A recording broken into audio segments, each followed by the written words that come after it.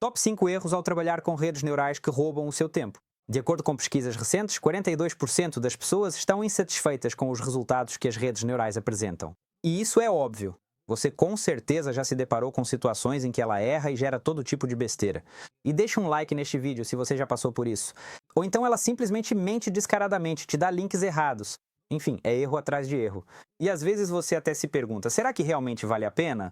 Vale a pena gastar, sei lá, meia hora do seu tempo para depois passar mais 2 horas conferindo e refazendo o que a rede neural fez? O fato é que 96% dos usuários que utilizam redes neurais cometem os mesmos erros, que acabam roubando o tempo deles. E agora vamos analisar quais são esses erros e como evitá-los. Então, deixe um like neste vídeo se você não é um bot nem uma rede neural. Eu sou o Pavel Lebedev. Vamos lá. Erro número 1. Conversar com a rede neural. Isso é o que mais rouba tempo ao interagir com a inteligência artificial. Por quê? Porque você faz uma pergunta, ela te dá uma resposta, você refaz e assim por diante. Isso consome tempo, não faça isso. Você precisa escolher outra estratégia para trabalhar com a rede neural. Você faz um único prompt que executa todo o trabalho. Ou seja, você precisa planejar com antecedência todas as etapas desse trabalho. O truque aqui é o seguinte, no prompt escreva os passos, tipo faça o passo 1, depois o passo 2, o passo 3. Por exemplo, criamos um bot jurídico especial que executa as seguintes etapas.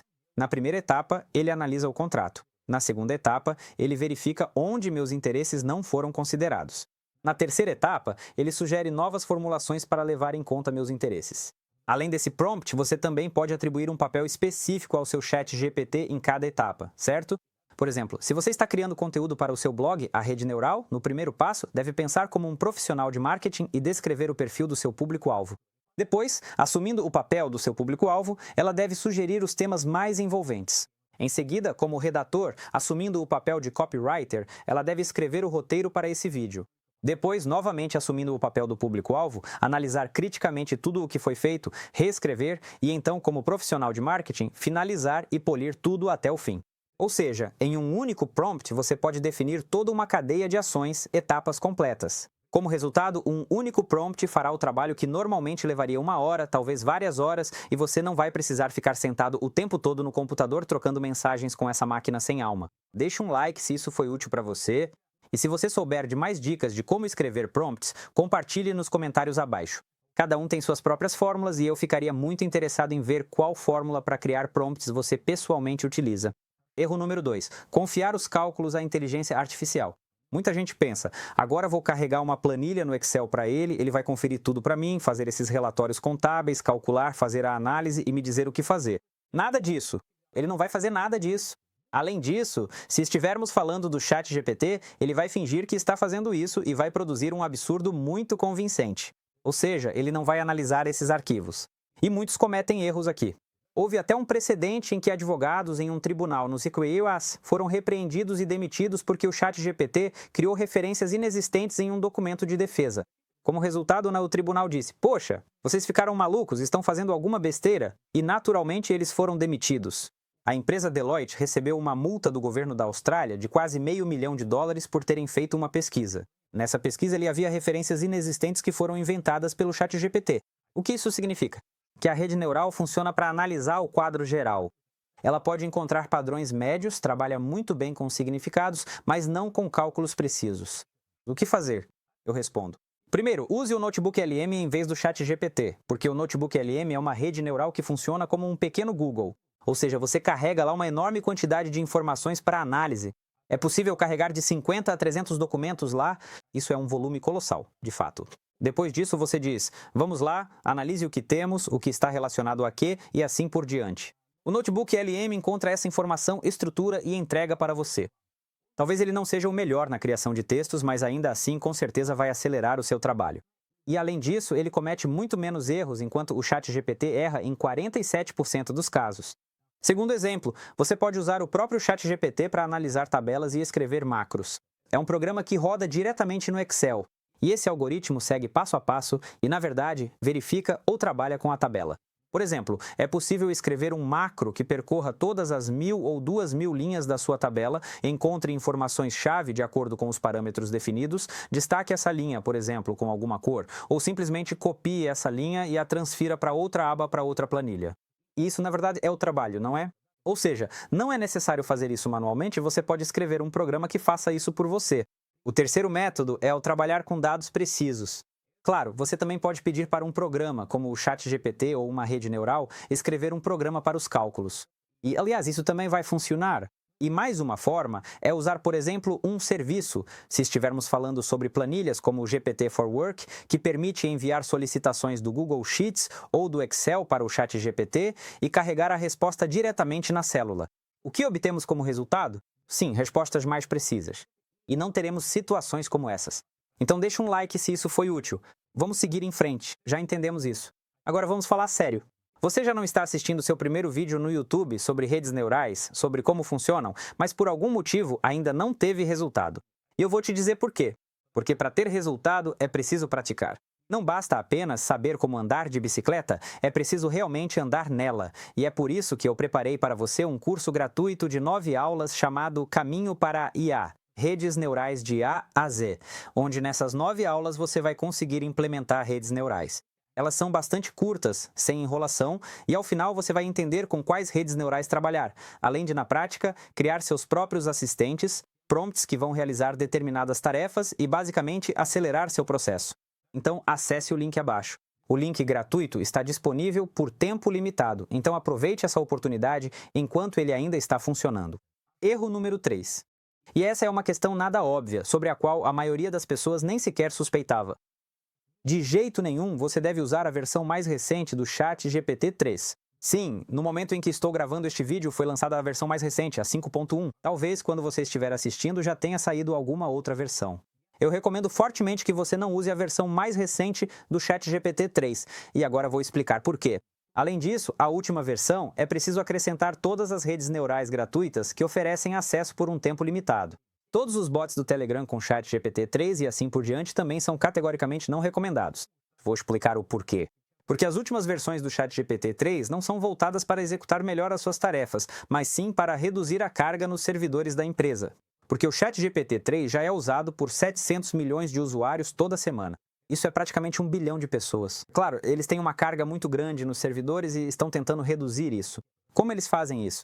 Eles fazem isso porque o algoritmo, ao receber sua solicitação, primeiro a analisa, e se perceber que a tarefa pode ser realizada com menos processamento, ele faz exatamente isso e reduz o nível do seu modelo. Você acha que ele está conversando com o ChatGPT 5? Nada disso. Praticamente todas as pessoas estão conversando com o ChatGPT 4, o que foi criado há alguns anos. É isso. E se ele perceber que a tarefa é ainda mais simples, ele reduz para o 4, o mini ou 4, o nano. É isso. E a versão mais recente do ChatGPT 5, na verdade, parece até conversar usando o modelo do ChatGPT 3,5. É isso. Eu entendo que para alguns agora parece haver muitos termos. Mas a principal ideia aqui é a seguinte. Os novos modelos foram criados em primeiro lugar para otimizar a carga nos servidores e não para executar melhor as suas tarefas. E por mais paradoxal que pareça, em alguns casos o ChatGPT 5 ou o ChatGPT 4 funcionam melhor e de forma mais estável do que as versões avançadas. E você vai se surpreender, mas muitos serviços que usam principalmente o ChatGPT 3 para respostas, vários bots e assistentes, ainda utilizam o modelo de ChatGPT 4, que, como a experiência mostrou, já é muito mais estável. A história oposta é a da rede neural Claude. Eles estão constantemente lançando e aprimorando seus modelos, e a cada vez eles ficam melhores. É bem possível, e o Gemini também é muito bom. Eles o tornam melhor e melhor a cada vez. E bem, agora é preciso observar o Grok, o Perplexity. Aqui eu não posso afirmar nada, mas sejam atentos e cautelosos aqui. Nem sempre o modelo mais novo e avançado é o melhor. O mais importante aqui é medir o quão bem ele lida com a sua tarefa. E se você perceber que 2 modelos estão lidando com a tarefa, um pior e outro melhor, faz sentido migrar para o mais avançado. E por que não se deve usar redes neurais gratuitas? Aqui é tudo muito simples, porque você não sabe o que está por trás delas. Eles dizem, lançamos para vocês o ChatGPT 18, mas na realidade pode estar rodando, sei lá, uma versão antiga do ChatGPT, tipo 4 Nano ou 4 Mini, só para otimizar novamente os custos deles com o uso desse modelo. Eles também pagam ao ChatGPT pelo uso disso. Bem, basicamente, é isso. E aqui está a lista de todas as, redes neurais que eu recomendaria para uso. Vou deixar um link para um post na minha comunidade do Telegram aqui embaixo deste vídeo. E no canal do Telegram você pode encontrar diretamente a lista de todas as redes neurais, minhas recomendações, para que serve cada uma, quais usar, quais no momento realmente valem a pena serem utilizadas. Erro número 4. Fazer o trabalho manualmente com a rede neural. E aqui muitos vão dizer, como assim manualmente? E de que outra forma? Quer dizer, eu já delego tudo para a rede neural, ela faz tudo por mim. Mas não é bem assim. A questão é que, quando você faz algo com a rede neural, está sentado no computador digitando, nesse momento o seu tempo está sendo gasto. Isso ainda não é automação, é apenas uma otimização do seu processo. Fica um pouco mais rápido? Sim, essa ferramenta começa a funcionar, mas é só isso. Então, o que deve ser feito? Quando você obtiver um bom resultado do ChatGPT da rede neural pela primeira vez, nesse momento você deve imediatamente criar um assistente de IA. Sim. Ou seja, por exemplo, no ChatGPT existe a função GPTs, onde você pode criar seu próprio assistente. No serviço GPT Tunnel também há a possibilidade de criar seus próprios assistentes. No Cloud existem os projetos, no Gemini existem os Gems, no Perplexity existem os Spaces, os espaços. Em resumo, tudo aquilo que você obteve como resultado, se você encontrou um prompt incrível que realiza de uma vez só 1 hora de trabalho, 2 horas de trabalho e assim por diante, salve isso como um assistente separado e da próxima vez você não vai precisar lembrar desse prompt, basta voltar a ele. E ainda melhor do que criar apenas um assistente de IA é transformar isso em um agente de IA. Ou seja, um serviço que funcionará de forma autônoma, não dentro do chat do GPT, mas em alguma plataforma externa. Por exemplo, nós criamos em nosso curso um agente de IA curador que chamamos de Kuzma Curador. O que ele faz? Nós alimentamos ele com a base de conhecimento de todas as respostas minhas e dos nossos curadores no curso ao longo do último ano, todas as mais recentes. E agora ele pode responder às perguntas dos usuários. E para que o usuário não precise acessar o ChatGPT ou o Notebook LM para conversar com o Kuzma, nós o transformamos em um bot do Telegram, e assim ele se tornou um agente de IA. Ou seja, quando tiramos ele da rede neural, seja para o Telegram ou para outra plataforma, aí sim ele se torna um agente de IA, que funciona de forma autônoma em algum lugar. E quando nossos alunos fazem perguntas ao curador no chat, o Kuzma responde primeiro. Além disso, ele encontra aquelas respostas que já foram dadas a ele por pessoas. E essas respostas acabam sendo bastante precisas.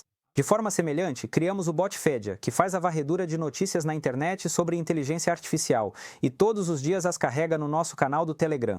Assim, eu mesmo começo a usar o meu próprio canal do Telegram para ficar por dentro das novidades sobre redes neurais. Isso é muito prático. Ou seja, isso já é quando não estamos apenas usando o ChatGPT, mas também o exportando para plataformas externas. Claro, isso otimiza muito o trabalho. Atualmente, já temos mais de 10 colaboradores neurais trabalhando conosco, que juntos economizam para nós mais de 500 mil rublos por mês. Se você tiver interesse em participar de uma excursão, vou deixar abaixo um link para uma Masterclass Excursão, onde mostro como esses bots funcionam, quais implementamos, o que funcionou e o que não funcionou. E o quinto erro cometido por um grande número de pessoas que ficaram muito inspiradas pelas redes neurais. E aqui, bem, também é preciso fazer um alerta. Com certeza alguém já escreveu nos comentários: "Ah, Pavel, você está querendo implementar redes neurais para nós, mas elas cometem erros, não funcionam direito." E o quinto erro é confiar tanto nas redes neurais a ponto de esquecer que, na verdade, elas cometem erros. Porque já existe precedente.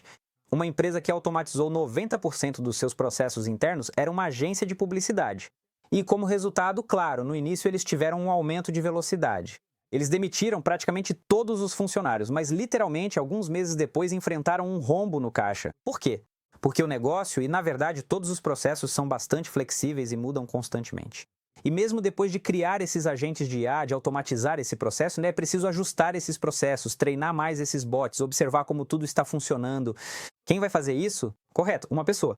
E aqui é importante entender que, apesar de a inteligência artificial realmente simplificar o trabalho e acelerar nosso tempo, a responsabilidade pela tomada de decisão ainda é sua. O que você acha disso? Escreva nos comentários. Então, como resultado deste vídeo, escreva qual desses 5 métodos foi o mais útil para você. E com você estava Pavel Lebedev. Vejo você em breve. Tchau!